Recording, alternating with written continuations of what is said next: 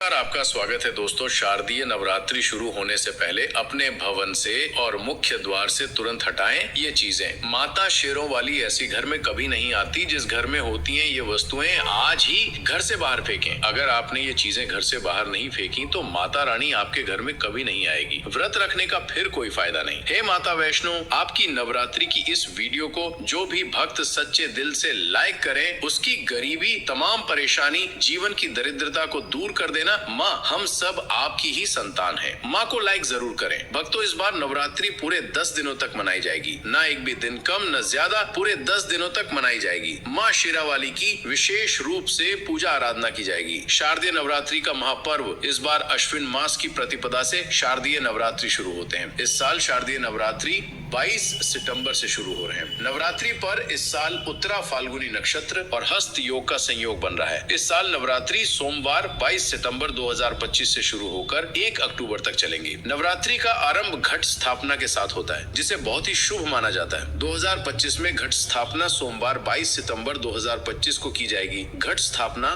22 तारीख को सुबह 6:09 से 8:06 तक की जा सकती है। महाव्रत में की गई पूजा बहुत ही शुभ मानी जाती है। इससे समस्त देवी देवताओं की कृपा प्राप्त होती है और पूजा पाठ का फल कई लाख गुना प्राप्त होता है। ऐसे में जो व्यक्ति नवरात्र आने से पहले घर से ये चीजें हटा देता है तो उसके घर में माँ वैष्णो का आगमन होता है। माता लक्ष्मी का होगा वास। माँ शेरोवाली आपकी झोली खुशियों से भर देंगी। इसीलिए नवरात्र आने से पहले घर से ये चीजें फौरन हटा दें। दोस्तों, आज हम कुछ ऐसे ही गलतियों के बारे में जानेंगे जो अगर आपके घर में होती है तो माता शेरावाली कभी नहीं करती है ऐसे घर में वास। फिर चाहे आप कितनी ही पूजा पाठ कर लें, माता दुर्गा ऐसे घर में कभी नहीं आती। ऐसे घर से देवता भी कुपित रहते हैं। दोस्तों, पूरी जानकारी को देखने के लिए इस वीडियो को अंत तक जरूर देखें और एक लाइक तो बनता है। दोस्तों, सबसे पहले नवरात्रि के पहले ही दिन मंदिर की अच्छी तरह से साफ सफाई कर लें। मंदिर जितना सफा होगा फल उतना ही साफ, यानी इतना मिलेगा कि झोली छोटी पड़ जाएगी। मंदिर के अंदर अगर पुरानी मालाएं हैं, टूटी फूटी मूर्तियां हैं, उसके साथ ही खाली माचिस के डिब्बे रखे हुए तो उन्हें बाहर फेंक दें तथा टूटी मूर्ति को किसी नदी में प्रवाहित कर दें। माता शेरोवाली की तस्वीर अगर कांच के फ्रेम की है और वह कांच हल्की सी भी अगर टूटी हुई हो तो ऐसी कांच को बदलवा लें या ऐसी तस्वीर को जल में विसर्जित कर दें। टूटी मूर्ति की पूजा करने से, टूटी तस्वीर की पूजा करने से आपकी श्रद्धा, भक्ति, व्रत आदि सब टूट जाता है। आपका व्रत खंडित हो जाता है। दोस्तों,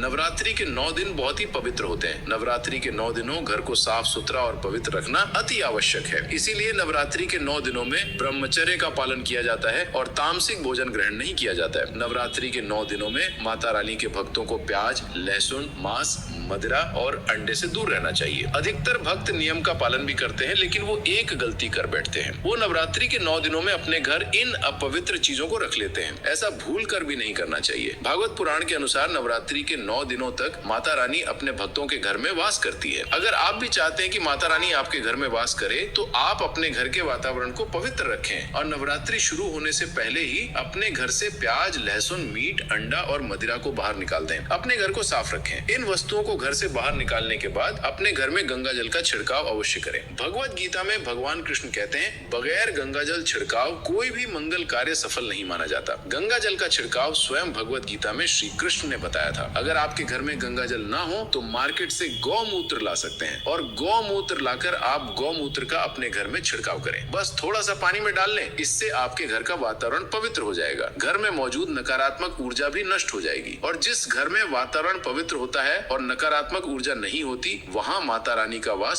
सदैव होता है। नवरात्रि के पहले दिन आप अपने पूरे घर की अच्छी तरह से साफ सफाई कर लें। घर में जो भी फालतू सामान है, फटे पुराने कपड़े, उन्हें बाहर निकाल दें। घर में बेकार पड़ा सामान नकारात्मक ऊर्जा लाता है, इसीलिए गंदगी बिल्कुल भी ना करें। धूप दीप जलाकर वातावरण को स्वच्छ रखिए। दोस्त, माता के आगमन के लिए घर का दरवाजा जरूर सजाना चाहिए। इससे माता आकर्षित होती है और घर के द्वार में प्रवेश करती है। माँ के आगमन के लिए द्वार को फूलों से सजाना। दोस्तों, कई लोग ऐसे हैं जो माता रानी की चौकी कागज बिछाकर बनाते हैं, जो कि बिल्कुल गलत माना गया है। माता की चौकी के लिए आप नीचे लाल कपड़ा बिछाएं। काला कपड़ा और सफेद कपड़ा भूल कर भी नहीं बिछाना चाहिए। ध्यान रखें, कपड़ा फटा भी नहीं होना चाहिए। भक्तों, अगर आपके घर में देवी देवताओं की खंडित मूर्ति, दिया या फटा हुआ चित्र अगर हो तो उसे किसी पवित्र नदी में विसर्जित कर दें, क्योंकि ऐसी मूर्तियां और चित्र दुर्भाग्य लाती हैं। देवी देवताओं की खंडित मूर्ति की पूजा न करें और न ही उन्हें घर में रखें, क्योंकि उन्हें घर में रखना बुरा माना जाता है। भक्तों, वहीं अधिकतर लोग अपनी छत पर या घर के मुख्य दरवाजे के आसपास कबाड़ इकट्ठा कर देते हैं। ऐसा करना अशुभ माना जाता है। अगर आपने भी अपने घर में घर के मुख्य दरवाजे पर या छत पर या फिर खासकर घर की उत्तर दिशा में कबाड़ इकट्ठा कर दिया है तो नवरात्रि शुरू होने से पहले उस कबाड़ को घर से अवश्य ही निकाल दें। भक्तों, यदि आपके घर कोई भी बंद घड़ी है तो नवरात्रि शुरू होने से पहले उसे अपने घर से हटा दें और नई घड़ी